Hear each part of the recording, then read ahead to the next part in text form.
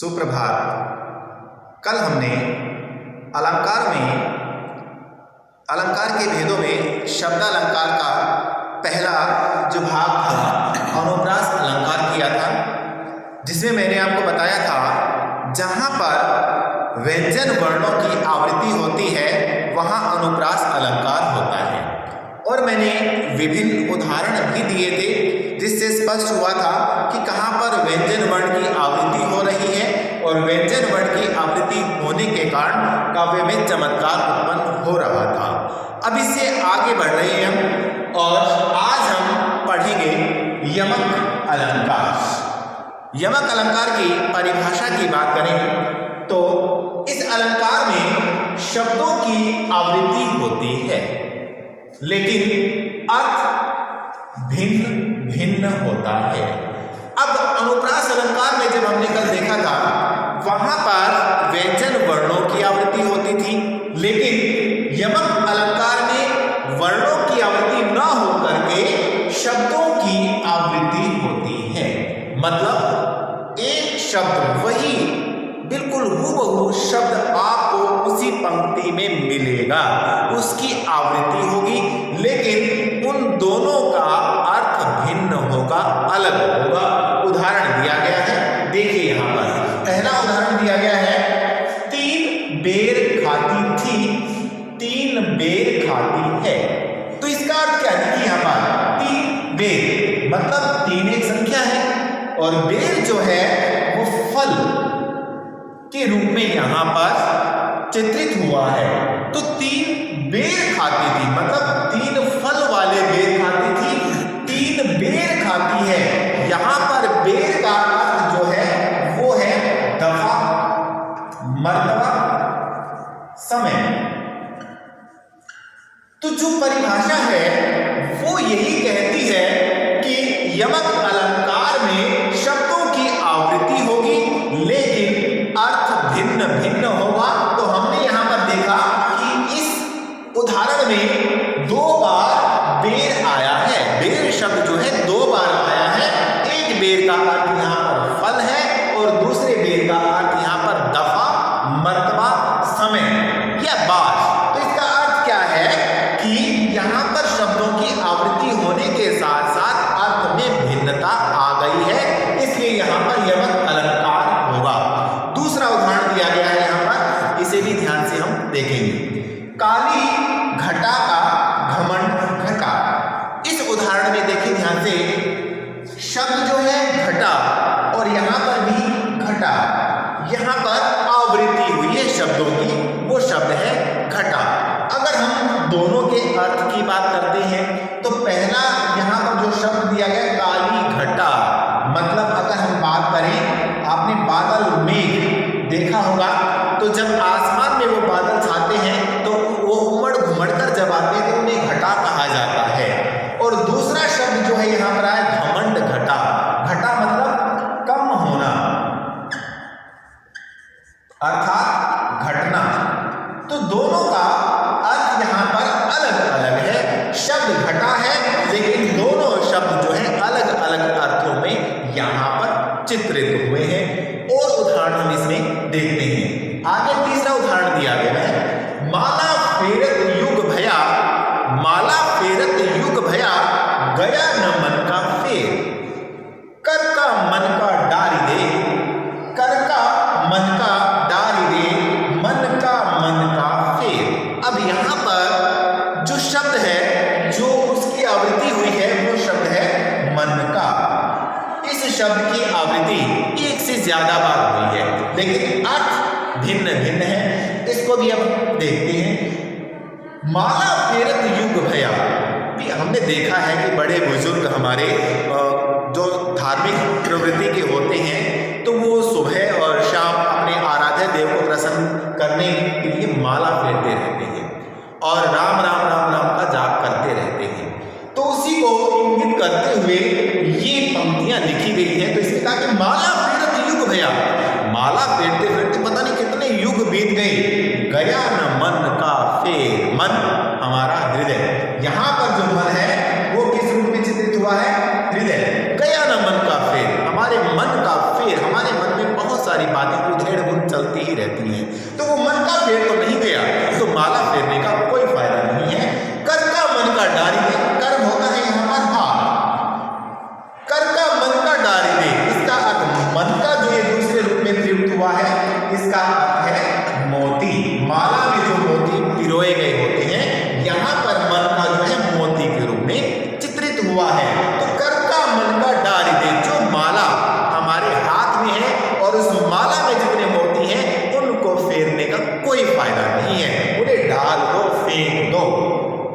मन का फेर मतलब हमारा जो मन है, मन रूपी मनके को फेरने से ही हमें ईश्वर की प्राप्ति हो सकती है। एक और उदाहरण के माध्यम से हम देखेंगे। तू पर वारों उर्वशी, सुनी राधिके सुजान, तू मोहन के उर्वशी, हवे उर्वशी समान।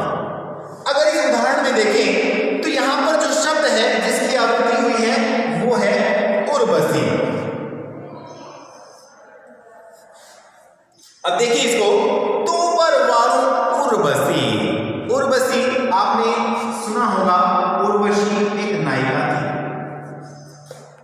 उर्वशी नायिका का यहां पर उदाहरण दिया गया है कि मैं, हे कृष्ण, मैं तुम पर उर्वशी को भी वार देता हूं। सुनी राधिके सुजान, हे राधा, मैं तुम्हारे आगे उर्वशी को भी वार देता हूं। तू मोहन के उर्वशी, तू मोहन के हृदय में, उर्वशी का अर्थ, उनका अर्थ यहाँ पर हृदय, बसी का अर्थ है बसना।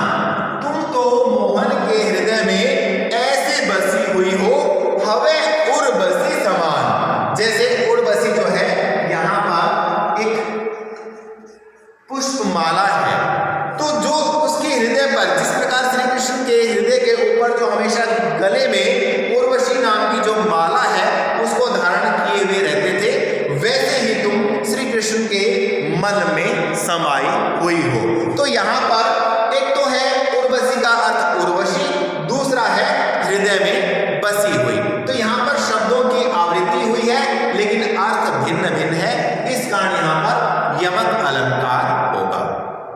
शब्दालंकार का अगला उपभेद है श्लेष अलंकार। श्लेष अलंकार का शाब्दिक अर्थ होता है चिपकना, अर्थात इस अलंकार में एक शब्द के अनेक अर्थ निकलते हैं, अर्थात एक शब्द के साथ अनेक अर्थ चिपके रहते हैं। देखिए उदाहरण दिया गया है जिससे स्पष्ट होगा कि एक शब्द के अनेक अर्थ कैसे यहाँ पर निकल रहे हैं। इसका सबसे जग प्रसिद्ध उदाहरण रहीम जी का दोहा है, जो हम बहुत समय से सुनते आए हैं। रहीमन पानी राखिए, बिन पानी सब सोन, पानी गए न उबरे, मोती मानुष चून। तो यहाँ पर जो शब्द आया है, जो एक शब्द के रूप में यहाँ पर इंगित हुआ है वो है पानी। पानी शब्द के यहाँ पर एक से अधिक अर्थ निकलेंगे, चिपके हुए हैं एक से ज्यादा अर्थ। रहीम जी कहते हैं कि हमें पानी बचा करके रखना चाहिए। बिन पानी सब सून, अगर पानी नहीं रहा तो ये संसार में त्राही त्राही मच जाएगी, हर जगह सूनापन छा जाएगा। पानी गए न उबरे, अगर पानी चला गया तो उससे कोई उबर नहीं पाएगा, मतलब कौन कौन नहीं उबर पाएगा, आगे समझाया गया है मोती। अब यहाँ पर पानी के साथ में जो तीन अर्थ चिपके हुए हैं वो मोती की चमक के रूप में यहाँ पर दिया गया है। कि एक और अन्य उदाहरण श्लेष अलंकार का देखते हैं। चिरजीवो जोरी जुड़े, क्यों न स्नेह गंभीर, को घटी ये वृष भानुजा, वे हलधर के पीर। अब इस पंक्ति में अगर ध्यान से हम देखें तो यहाँ पर वृष भानुजा और हलधर, इनके एक से ज्यादा अर्थ निकलते हैं। वृष भानुजा, पहला जो अर्थ इसका लिया है वृष भानु, जो राधा के पिता थे। वृषभानु राधा के पिता, और अनुजा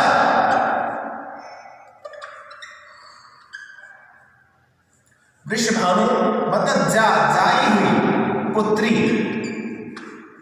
वृषभानु की पुत्री अर्थात यहाँ पर राधा के रूप में इसको लिया गया है। तो एक तो हो गया वृषभानु और दूसरा हो गया यहाँ पर वृषभानु की पुत्री राधा, लेकिन दूसरा अर्थ साथ में जो लिया गया है आपने सुना होगा वृषभ का अर्थ होता है बैल